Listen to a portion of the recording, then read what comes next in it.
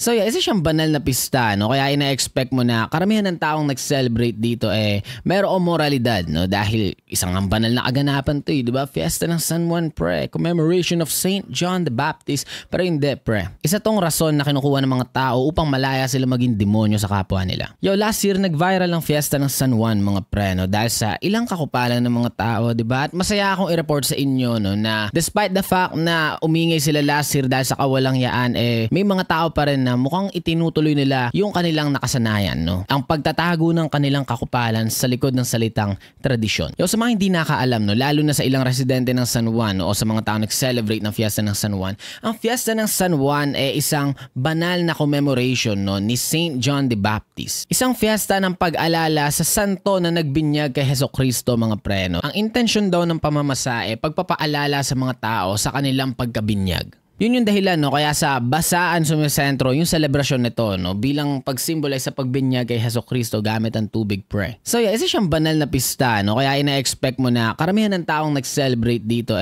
mayroong moralidad, no, dahil isang ang banal na kaganapan to, di ba? Fiesta ng San Juan, pre. Commemoration of Saint John the Baptist. Pero hindi, pre. Isa tong rason na kinukuha ng mga tao upang malaya sila maging demonyo sa kapwa nila. Panoorin natin yung ilang entry ngayong taon sa kakupalan, mga pre. Bago natin panoorin, mga pre, no, gusto ko lang kayo i-remind na available na nga pala ang TPC Signature Scent. Isang oil-based at lehitimong tumatagal na pabango, mga pre, no, na siguradong makakuha ka ng maraming compliments dahil hindi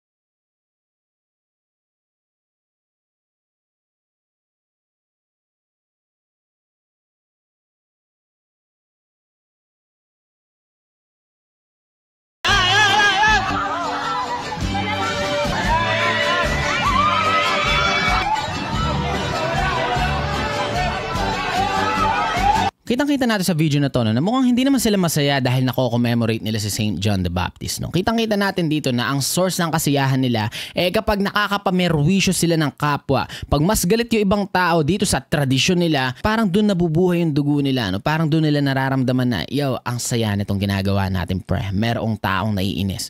Merong tao na probably sira na yung araw ngayon, no. Sira na yung agenda niya dahil lang nagkataon, no, na sa lakad niya kailangan niyang dumaan sa isang lugar kung saan puno ng mga taong ignorante, pre. So marami nagsasabi, no, na mas naging maayos na raw ang Fiesta ng San Juan ngayong taon, no, dahil pinaghandaan to ng mga liderato, no, dahil nga nag-viral sila last year at nakatanggap sila ng maraming kritisismo. Para siguradong hindi na maulit ang nakakapikong basaan, inamyendahan ng City Council ang ordinansang naglalatag ng patakaran. Simula sa June 24, 2025, Pista ng San Juan, hindi na pwede ang basaan sa kung saan-saan sa syudad. Sinigurado nila na puno ng kaayusan ang selebrasyon ng Pista ni San Juan ngayong taon. At bilang pruweba, narito ang ilang video. Banal. Very holy, di ba? Ramdam na ramdam mo ang kanilang faith. Ramdam na ramdam mo yung impluensya sa kanila ni Saint John the Baptist, mga pre. Ibang klase.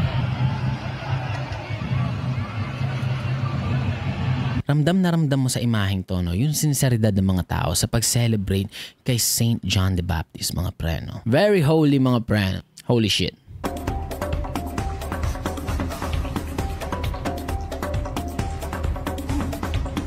Ang saya makita na in touch yung mga kabataan, no, sa tradisyon na banal at kitang-kita natin dito yung contribution nila.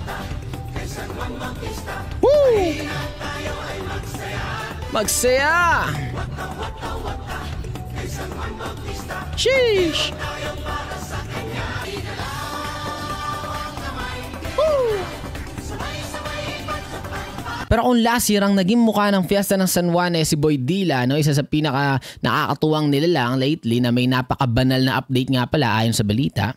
Kakamustahin sana namin si Boy Dila sa kanilang lugar. Pero sa aming paghahanap, sa piitan namin siya natuntun. Ano yung nangyari? Ba't ka napunta rito? Wala sir, nakasuhan po ako ng anti-bastos lo sir eh.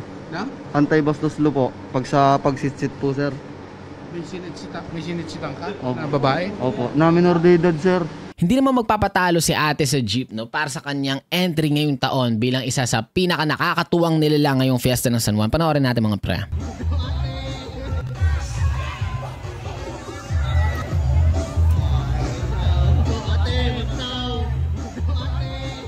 Yo, kita natin na nagre-request yung si ate sa loob ng jeep no, na wag daw siyang basain. Pero kitang-kita natin sa mukha nito ni ate na may hawak na tabo no, na hindi naman siya threatening na tao, di ba? Mukha naman siyang isang tao na kayang umintindi sa kapwa niya. Walang ignorance sa mukha niya, no? Halata mong may empathy siya dahil kitang-kita sa mukha niya na isa siyang employed na tao, pre. Kaya alam niya, no, na baka sakaling papasok tong taong to na nasa loob ng jeep.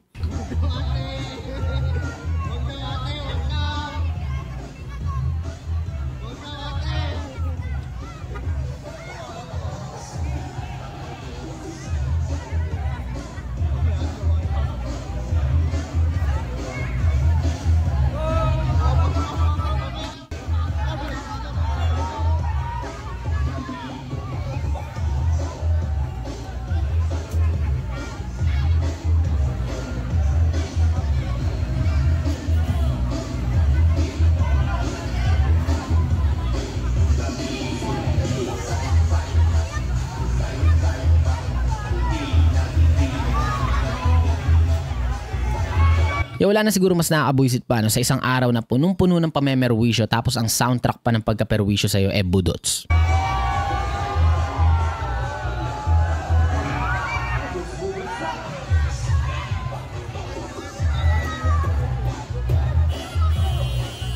Yo, I'm happy to see no, na patuloy pa rin natin sineselebrate ang fiesta ng San Juan. No? Patuloy pa rin natin in-honor si St. John the Baptist sa pamamagitan ng pagiging kupal sa kapwa, pagiging perwisyo, pagmumukhang ignorante. At least nakakapagtago tayo sa likod ng salitang tradisyon. Wala na yung diwa ng basaan ng San Juan. Tradisyon yun eh.